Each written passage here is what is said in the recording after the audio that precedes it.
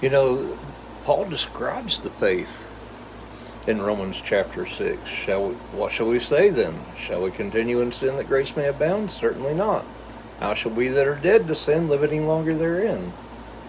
Okay, first of all, where do we die to sin? And he's telling you right now, know ye not, as so many as were baptized into Jesus Christ were baptized into his death? Therefore we are buried with him by baptism into death, that like as Christ was raised up from the dead by the glory of God the Father, even so we should walk in newness of life. This is what he's describing in Colossians chapter 2, verses 11 and 12, when he says, you know, we're circumcised with the circumcision of God, the circumcision made without hands, by the circumcision of Christ. Buried with him in baptism, and through faith in the operation of God, wherein we believe God raised Jesus from the dead, he gives life to our mortal bodies, meaning that he raises us up together with Jesus to the right hand of God, that he's describing in Colossians chapter 3, verses 1, 2, and 3. Verse, if you be risen with Christ, seek the things above, not the things below. Set your affections on the things above, not on the things of this earth.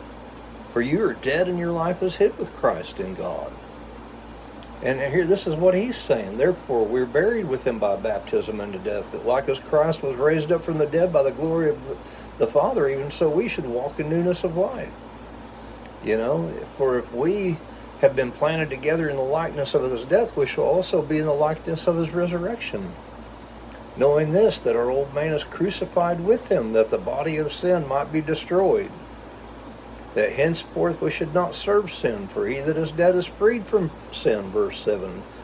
Now if we be dead with Christ, we believe that we shall also live with him, knowing that Christ being raised from the dead, death has no more, dieth no more, death has no more dominion over him. For in that he died unto sin once, but in that he liveth unto God. This is the same revelation that he's given us, that we died unto sin in water baptism with Jesus Christ, but we live unto God. He says, no, and for in that he died unto sin once, but in that he liveth unto God. Likewise reckon ye yourselves dead to sin, indeed to sin, but alive unto God through Jesus Christ our Lord. Let not sin therefore reign in your mortal bodies, that you should obey it in the lust thereof. Neither yield your members as instruments of unrighteousness unto sin, but yield yourselves unto God as those alive from the dead, and your members as instruments of righteousness unto God.